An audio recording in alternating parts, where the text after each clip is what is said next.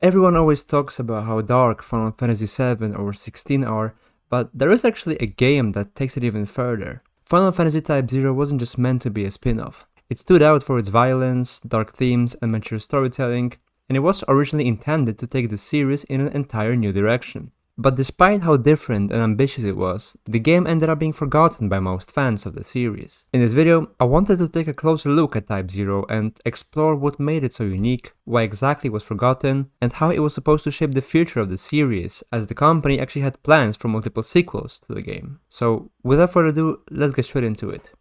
Originally named Final Fantasy Untold 13 and developed as part of the Fabula Nova Crystallis project, the game was directed by Hajime Tabata, who had previously worked on Final Fantasy VII before Crisis. It was initially planned for both mobile phones and the PSP, but the mobile version was quickly scrapped, after the team decided that the hardware couldn't fully support the scale of their vision. The game was eventually released in Japan on October 27, 2011 as a PSP exclusive. Now, contrary to popular belief, Type 0 was actually a huge success. It became the best-selling title of the year at the Japanese media store Tsutaya, and was heavily praised by gaming magazines like Famitsu and Dengeki PlayStation, who called it a deep Final Fantasy experience and far more than just a side story. The game was set in the world of Oriens, a land trapped in an endless cycle of war, and divided into 4 nations, each powered by their own magical crystal. Players take control of Class 0, a group of 14 cadets from the Rubrum Academy, who are blessed with the power of their nation's crystal. When the Militasi Empire launches an invasion to take control of the crystals, Class 0 is sent to battle to defend the capital of their dominion. But aside from simply fighting for their homeland, they also discover the realities of war, and the true reason for their existence. So what made Type 0 so special, and why does it still stand out among the other titles in the Final Fantasy series? Well, Type 0 was actually the first M-rated game in the franchise, and it doesn't take long to see why. The opening cinematic is easily one of the most violent and emotional in the series, showing the invasion of the Empire and brutal deaths of soldiers, young cadets, and even a chocobo, which is something we had never seen before. This is all very intense, and it happens before we even take control of any of the characters. The message to the player is quite clear. It's not a story about the power of friendship or adventure. It is a mature story about war and its tragic consequences. But that's not all. The protagonists of the game are all around 16 years old, and from a very young age, they're especially trained in combat by the Academy, essentially making them child soldiers. While in other Final Fantasy games, the main characters are portrayed as warriors of light or adventurers from different walks of life, in Type 0 they are test subjects whose goal is to break the cycle of war, and throughout the game, players witness the consequences of this experiment as they lose their friends, loved ones, and even their own sense of purpose. While the game never really states it, the idea of child soldiers seems to be inspired by real history and the practices of Showa-era education in Japan, where children were often taught imperialist ideology and even received basic military training in fear that allied nations would invade their country. But probably one of the most disturbing concepts in Type 0 is memory loss. In the world of Oriens, despite the crystals giving each nation a unique power, they also cause people to forget those who died. Their name, appearance, their stories, moments they shared, everything is erased from the memories of the living. The only way to preserve those memories or existence of a person is through written records. The reason for this is so that the soldiers don't dwell on the past and can continue fighting without spending too much time grieving. This is quite tragic as thousands of people die every day in the war, and their friends and relatives can't even remember them, let alone mourn them. Of course, Class 0 are aware of this, and some characters like Ram even question it, saying how heartbreaking it is to forget everything about someone you loved. Now, some people might say it's just a mechanic for the plot, as it sets up Makino's arc, where he wants to find out why his brother died, despite not remembering anything about it. However, I feel like the game wants to show us why remembering the dead and celebrating them is a good thing. Even though it is painful, death is part of life, and the only way we can grow and evolve as a society is by passing down each generation's knowledge and experiences, which obviously requires remembering the ones who came before us. Now, I want to touch on something that many people might not be aware of. We already know that Type 0 is part of the Fabula Nova Crystallis universe,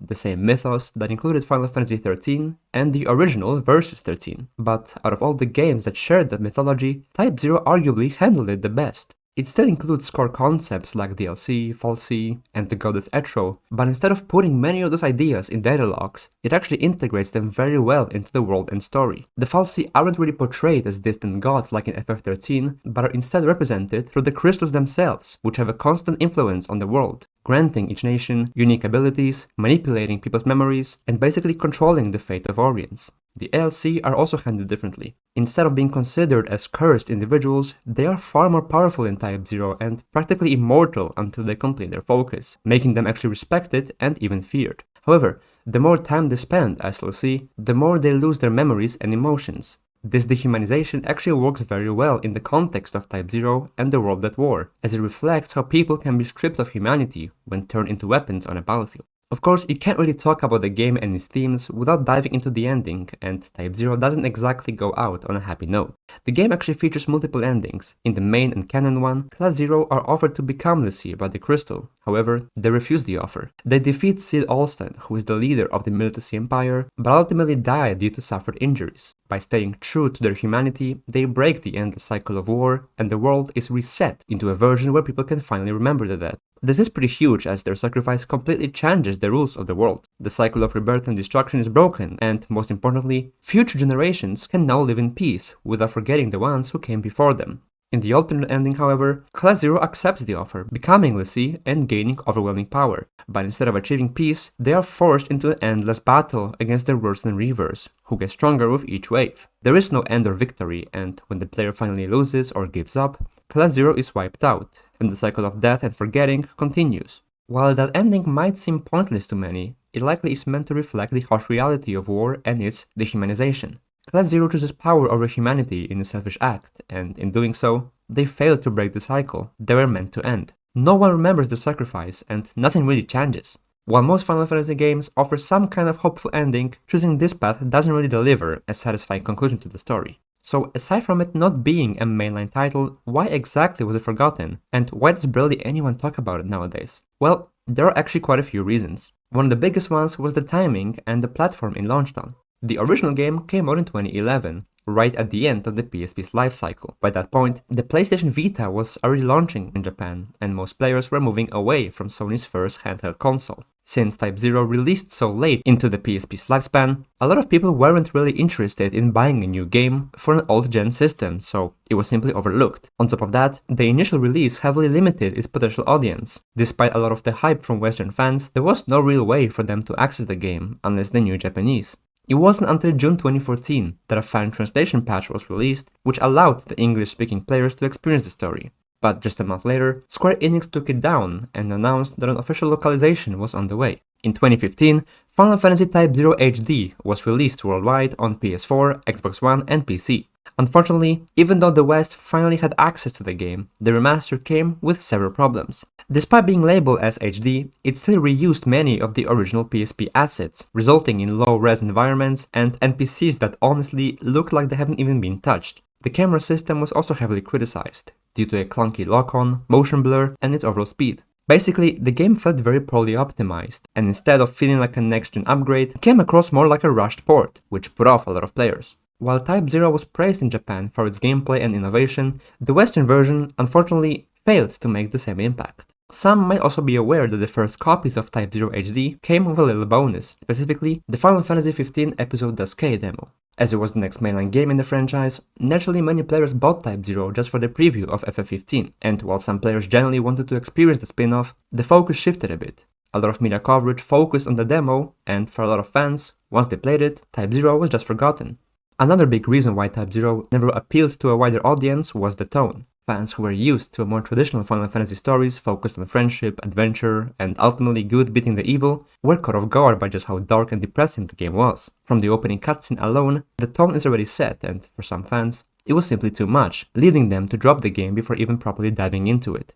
Many players also had mixed feelings about the story and its characters. Previous games in the series often put a lot of focus on character building, with deep character arcs, detailed backstories, and emotional development. But Type 0 featured a large cast, and while some cadets like Machina and Rem had relatively well-developed storylines, others like King or Jack felt very underwritten. For longtime FF fans, this lack of emotional depth made it harder to connect with the protagonists. Unlocking more lore also required multiple playthroughs, with the game hiding a lot of content behind optional missions, secret cutscenes, and New Game Plus runs.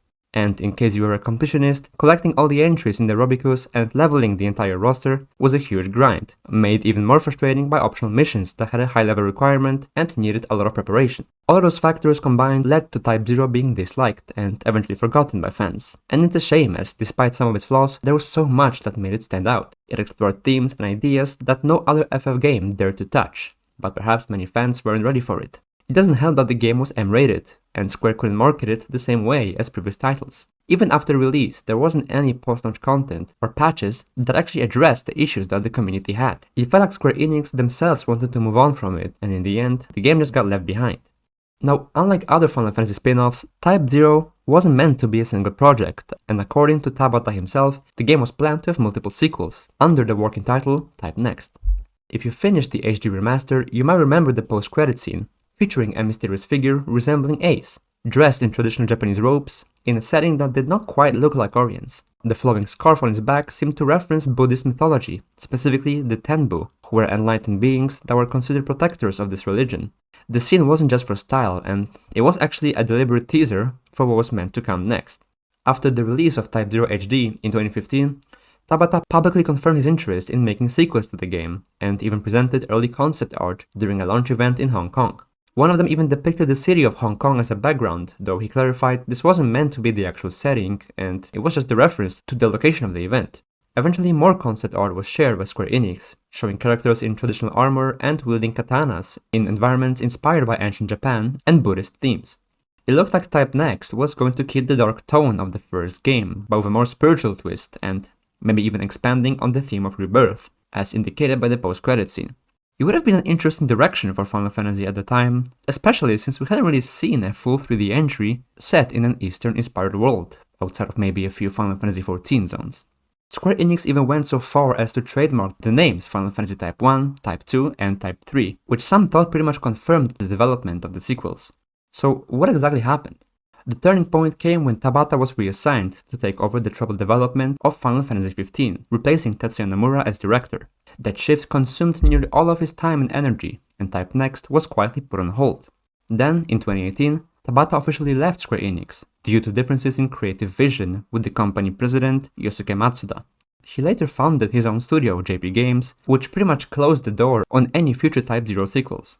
Honestly, it's a huge shame, as I really believe that Final Fantasy Type 0 had the potential to push the series into a new direction and introduce some darker elements to the franchise, which definitely would have caught the attention of many fans. While I don't think we will ever hear about any of the sequels to Type 0, or anything else set in the Fabula Nova Crystallis universe, the release and reception of FF16 might be a sign that the franchise will start exploring heavier tones. And who knows, maybe they will take some inspiration from the spin-off and its forgotten sequels.